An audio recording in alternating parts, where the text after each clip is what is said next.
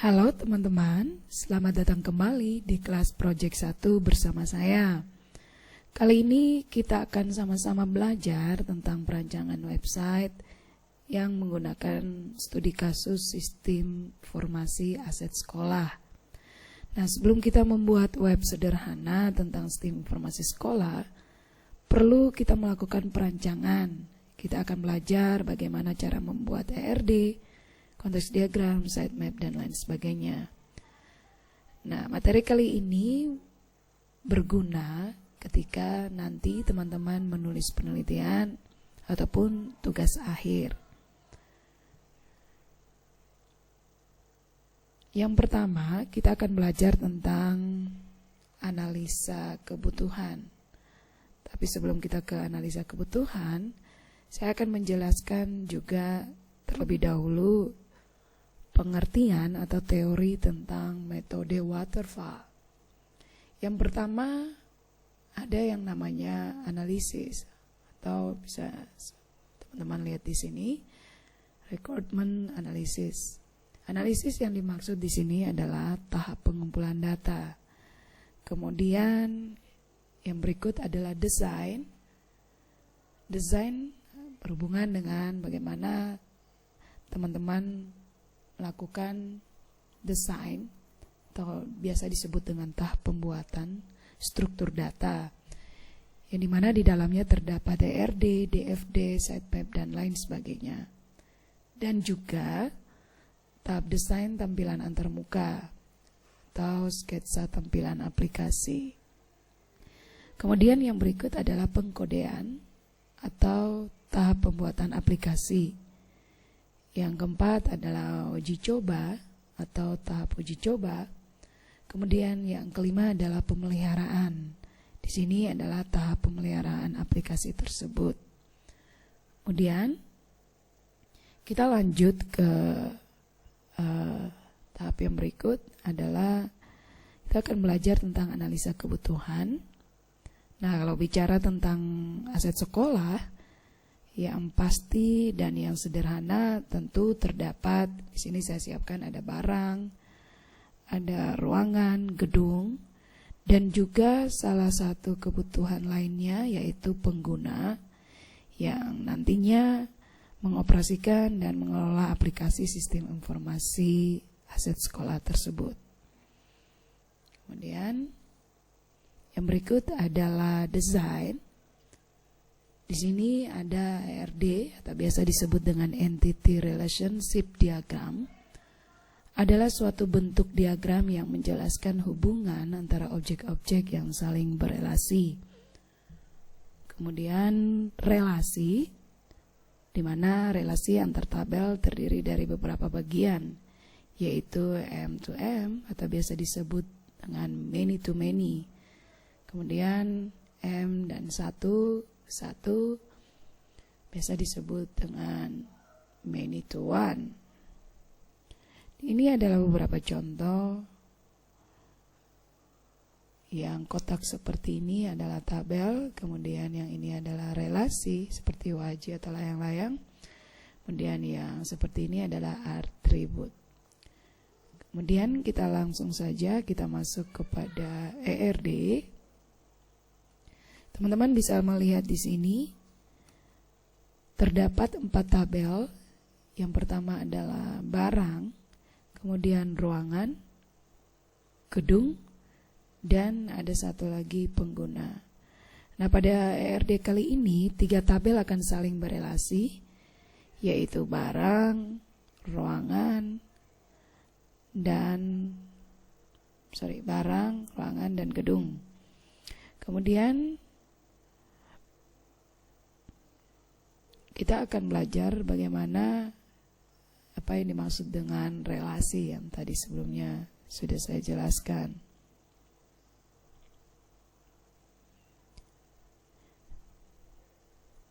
Ada M artinya many dan satu berarti one atau sendiri. Nah, kalau saya jelaskan secara singkat di sini, banyak barang terdapat atau dimiliki oleh satu ruangan. Kemudian sebaliknya, banyak ruangan terdapat dalam satu gedung. Jadi dengan menggunakan relasi ERD, kita bisa membuat barang ya banyak memiliki satu ruangan. Barang banyak memiliki satu ruangan.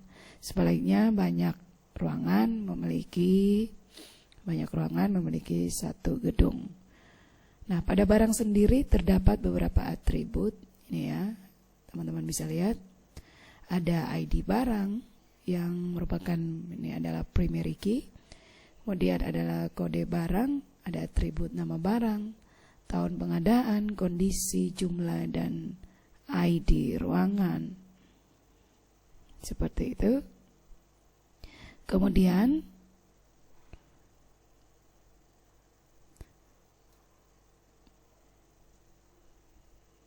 teman-teman bisa saya jelaskan kembali lagi. Selain barang, ada juga atribut daripada ruangan. Di sini saya beri contoh adalah ID ruangan, nama ruangan, dan ID gedung. Kemudian yang berikut adalah gedung. Atributnya terdiri dari ID gedung, tentu merupakan foreign key, primary key, dan juga ada nama gedung dan kondisi bangunan. Nah, kenapa ada ID ruangan di sini di tabel barang? Ini merupakan foreign key nantinya ketika dalam pembuatan aplikasi website, ya. Di dalam saya contohkan dalam tabel barang, kenapa terdapat ID ruangan di sini? Ya, ID di ruangan di sini merupakan foreign key yang nantinya ketika dalam pembuatan aplikasi website informasi kita butuh untuk menghubungkan kedua tabel, kita butuhkan primary ya, dan kita butuhkan foreign key. Nah, untuk ID ruangan ini bersifat foreign key. Sekali lagi, untuk ID ruangan ini bersifat foreign key, ya. Dan untuk menghubungkan dengan barang,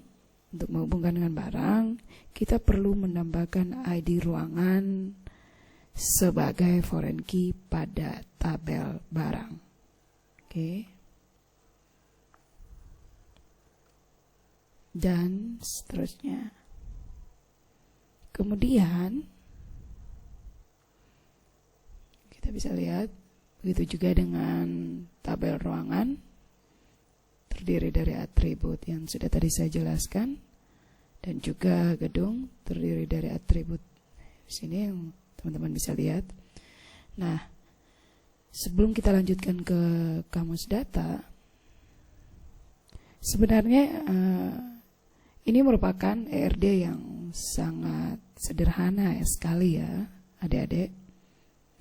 Berbicara soal aset atau biasa disebut dengan inventaris, pasti ajarnya berhubungan dengan peminjaman, nantinya pengolahan aset sekolah, berbicara juga tentang keuangan. Nah, tapi untuk mempersingkat biar teman-teman paham atau lebih mudah dipahami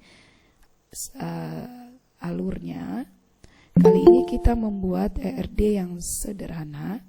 Supaya apa? Supaya kita bisa belajar tentang chord, cara buat tabel, cara simpan, cara edit, hapus. Kemudian terdapat juga satu tabel sendiri, yaitu tabel pengguna, yaitu di mana tabel ini memberikan informasi atau atribut tabel pengguna. Ya, tabel ini adalah nantinya memberikan informasi atau atribut daripada tabel pengguna. Anda bisa lihat di sini adalah ID pengguna, ada username, ada password, dan ada role. Nah, ini berguna ketika pembuatan aplikasi yang dimana database pengguna entah sebagai pengguna atau misalnya pengguna itu merupakan admin atau pimpinan, ya. Yang Berikut kita akan masuk kepada kamus data. Teman-teman bisa lihat di sini. Kalau bicara kamus data, ini saya mencoba membuat rancangannya. Ada tabel barang, ada tabel ruangan, tabel gedung, tabel pengguna. Nah, ini sudah ditentukan nama atribut, tipe dan panjang data, kemudian keterangan. Berlaku juga untuk tabel ruangan, gedung, dan pengguna. Nah, ini nantinya kita akan buat di PHP MyAdmin.